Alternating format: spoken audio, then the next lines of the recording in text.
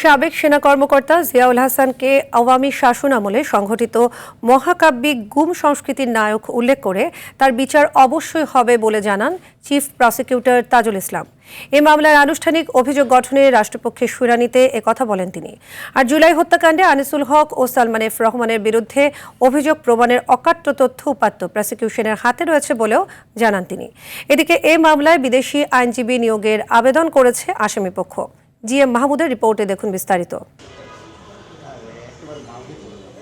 আন্তর্জাতিক অপরাধ ট্রাইব্যুনাল 1-এ রোববার আওয়ামী শাসনামলের শতাধিক গুম, নির্যাতন ও খুনের অভিযোগে সাবেক সেনা কর্মকর্তা জিয়াউল হাসানের মামলায় আনুষ্ঠানিক অভিযোগ গঠনের উপর রাষ্ট্রপক্ষের শুনানি হয়। 8 জানুয়ারি হবে আসামি পক্ষের শুনানি। গুম খুনের যে মহাকাব্যিক যাত্রা শুরু করেছিল বিগত সরকারের আমলে, সবচাইতে নিষ্ঠুরতম, সবচাইতে কুখ্যাত ব্যক্তি হচ্ছে জিয়াউল হাসান, যার হাতে শত শত মানুষ এরকম গুম হয়েছে এবং নিহত হয়েছে, যার অকাট্য প্রমাণাদি প্রসিকিউশনের হাতে পৌঁছেছে। তবে জিয়াউল হাসানের বিরুদ্ধে আনা অভিযোগ সত্য নয় বলে দাবি করেন তার আইনজীবী। পারসেপশনের বিচার হচ্ছে, এই পারসেপশনের বিচার থেকে বের হওয়ার জন্য আমার কিছু প্রশ্ন ছিল, সেই প্রশ্নগুলো আমি করেছি স্পেসিফিক করার জন্য।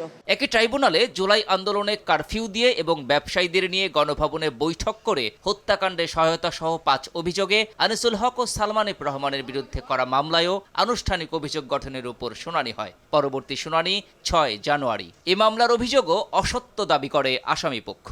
আমার ক্লায়েন্ট নিশ্চিতভাবে বলেছে ওই দিনে ওই টাইমে তারা দুইজনে কোনো কনভারসেশন করে নাই, এই কারণেই এই অ্যাপ্লিকেশন।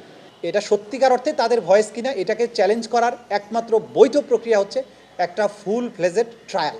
সেখানে তারা সাক্ষীদের জেরা করার মাধ্যমে, প্রয়োজন হলে তার ডিফেন্স সাক্ষী দেওয়ার মাধ্যমে প্রমাণ করুক যে এটা তার কণ্ঠস্বর নয়।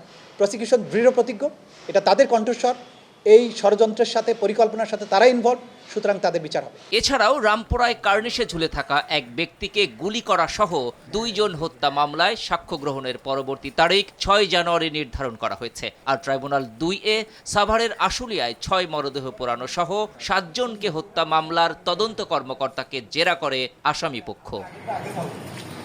GM Mahmud, RTV, Dhaka.